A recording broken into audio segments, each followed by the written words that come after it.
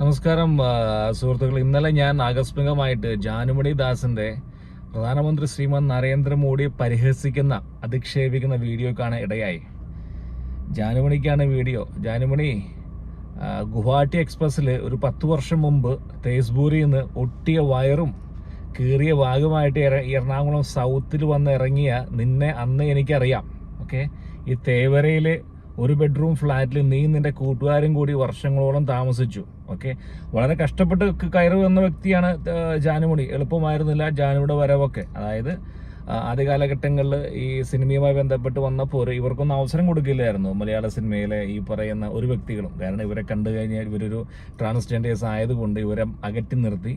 പക്ഷേ ഒരുപാട് ഫീമെയിൽ ആർട്ടിസ്റ്റുകൾ ഒരു സേഫ്റ്റി പരിഗണിച്ചുകൊണ്ട്, കാരണം ഇവരുമായി ബന്ധപ്പെട്ട് രാത്രിയൊക്കെ പുറത്തു പോകാം. കാരണം ഒരു ഷോ വന്നാലും, അല്ലെങ്കിൽ സ്റ്റേജ് ഷോ വന്നു, അല്ലെങ്കിൽ സിനിമ വന്നു, അങ്ങനെ എന്ത് പരിപാടിക്കായാലും രാത്രി ഇവരെ ധൈര്യമായി കൊണ്ടുപോകാം എന്ന് ഉറപ്പുള്ളതുകൊണ്ട് മഞ്ജു വാര്യർ, പിന്നെ ഭാവന, അങ്ങനെ ഒരുപാട് നടിമാർ ഇവരെ കൂടെ കൂട്ടി. പിന്നെ ഒരു ഭാഗ്യമായിരുന്നു, കാരണം 1-2 പേരുടെ കൂടിയ പിന്നെ അവരുടെ ഭാഗ്യം തെളിഞ്ഞപ്പോൾ ഇവരൊരു ഭാഗ്യമാണ് എന്ന് കരുതിക്കൊണ്ട് ഒരുപാട് നടിമാർ ഫാഷനാക്കി മാറ്റി. അങ്ങനെ കഷ്ടപ്പെട്ട് കയറി വന്ന വ്യക്തിയാണ് ഈ ജാനുമണി. വളരെ കഷ്ടപ്പാടും 5-8 സഹോദരന്മാരും സഹോദരിമാരൊക്കെയുള്ള ആസാമിലെ കുടുംബമാണ്. യാതൊരു തെറ്റുമില്ല, കഷ്ടപ്പെട്ട് തന്നെയാണ് വന്നിരിക്കുന്നത്. പിന്നെ 4ാംകട പരിപാടിയായിട്ടുള്ള ബിഗ് ബോസിൽ എൻ്റർ ചെയ്തുകൊണ്ട് ഇന്നൊരു താരമായി മാറി. ജാനുമണി വന്ന വഴി നീ മറക്കരുത്. നീ ഗുവാഹട്ടി എക്സ്പ്രസ്സിൽ കയറി വന്ന അതേ എക്സ്പ്രസ്സിൽ കയറ്റി വിടാനും നാട്ടുകാർക്ക് അറിയാം. നീ കാണിച്ചിരിക്കുന്ന പക്ക പോക്കത്തരമാണ്. നിന്റെ ഈ വൈബ് ഉണ്ടല്ലോ, നീയും നിന്റെ കൂട്ടുകാരി രഞ്ജിനിയുടെയും വൈബ് ഈ നാടിന് ആപത്താണ്. ഓക്കെ, നിനക്ക് ഈ നാടാണ് നിന്നെ വളർത്തിയിരിക്കുന്നത്. ഞാൻ വീണ്ടും പറയുകയാണ്, ഈ നരേന്ദ്രമോദി ഭരിച്ച ഇന്ത്യയിലാണ് നിന്നുകൊണ്ടാണ് നീ കോടികളുണ്ടാക്കിയതും നീ ഇന്ന് രാജ്യം അറിയപ്പെടുന്ന വലിയൊരു മേക്കപ്പ് ആർട്ടിസ്റ്റായി മാറിയതും. ഇന്ന് പണം വന്നപ്പോൾ, നിന്റെ പണം കൂടുതൽ കിട്ടിയപ്പോൾ എല്ലിൻ്റെ ഇടയ്ക്ക് കയറി ഇതുപോലുള്ള വഷളത്തരങ്ങൾ വിളിച്ചു പറയും. നിന്റെ നാക്കിന് പണ്ടേ എല്ലില്ല എന്ന് എനിക്കറിയാം.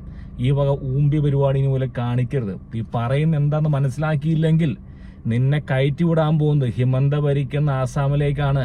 ഈ നോട്ട് ചെയ്യുന്നുണ്ട് നിന്റെ സംസാരം. നിനക്ക് വിമർശിക്കാം, അധിക്ഷേപിക്കരുത്. വിമർശിക്കാം ശ്രീമാൻ നരേന്ദ്രമോദി, ആർക്ക് വിമർശിക്കാം? എന്താ മോശം എന്നുള്ള അമേരിക്കൻ പ്രസിഡന്റ് ആൾക്കാർ വിമർശിക്കുന്നു. എന്തുകൊണ്ട് ഇന്ത്യൻ പ്രധാനമന്ത്രി അധിക്ഷേപങ്ങൾക്ക് അധിക്ഷേപമല്ല, വിമർശനങ്ങൾക്ക് അതീതരല്ല. പക്ഷേ മാന്യമായ രീതിയിലായിരിക്കണം. നാക്ക് നിന്റെ ഈ പറഞ്ഞ ഈ മറ്റേ സാധാരണ സംസാരം ഉണ്ടല്ലോ, അതുപോലെ ആയിരിക്കരുത്. ഒരു പക്ഷേ നീ സോഷ്യൽ മീഡിയയിൽ കാണുന്ന തിളക്കമുണ്ടല്ലോ, നീ ബിഗ് ബോസിൽ വന്നു, നീ വലിയ പ്രസ്ഥാനമായി മാറി, കാശായി, പ്രസക്തിയായി, കൂടെ ആളുകളായി, അതൊന്നും നോക്കരുത്. ഓക്കെ, ഇത് പോകാൻ ഒരു നിമിഷം മതി. അന്ന് പോലെ വളരെ കഷ്ടപ്പെട്ട് കുടുംബമുണ്ട്, കഷ്ടപ്പെട്ട് കയറി വന്നൊരു പെൺകുട്ടിയാണ് നീ, ആൺകുട്ടി പെൺകുട്ടിയാണ് നീ. ഓക്കെ, ഈ വക പരിപാടികളുമായി ഇനി ചെയ്തു കഴിഞ്ഞാൽ നിന്നെ നോട്ടമിടും നിന്റെ ഭാവി എന്നുള്ളത്. അന്ന് ഈ പറഞ്ഞ കൂട്ടുകാരിയൊന്നും വരാൻ പോകുന്നില്ല. ഓക്കെ, ആ വൈബ് ഞാൻ നമ്മുടെ നാട്ടിലെ ആൾക്കാരോട് പറയുകയാണ്, ഈ ഡേഞ്ചറസ് ആയിട്ടുള്ള വൈബാണ് ഈ രണ്ടുപേരുടെയും. ഓക്കെ, യൂറോപ്പിനെ നശിപ്പിച്ചത് ഈ വൈബാണ്.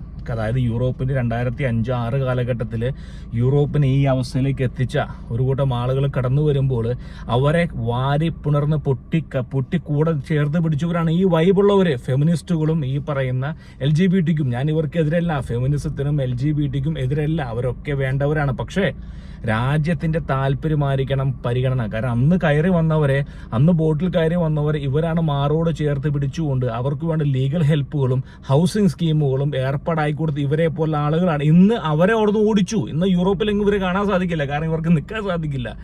ഇവരാണ്, അതായത് ഈ ലെഫ്റ്റ് ലിബറലിസം എന്ന് പറയുന്നത് ഏറ്റവും, ഞാൻ ഇന്നലെ പറഞ്ഞ ലെഫ്റ്റ് ലിബറലിസം എന്ന് പറയുന്നത് സെൽഫ് ഗോളാണ്. ഒരു രാജ്യത്ത് ലെഫ്റ്റ് ലിബറലിസം കടന്നു വന്നു കഴിഞ്ഞാൽ ആ രാജ്യം തകർന്നു എന്നൊരു പക്ഷെ പറയാൻ സാധിക്കും. സെൽഫ് ഗോളാണ്, അതിൻ്റെ ഒരു തുടക്കമാണെന്ന് ഇപ്പോൾ നമ്മൾ ഡൽഹിയിൽ കണ്ടിരിക്കുന്നത്.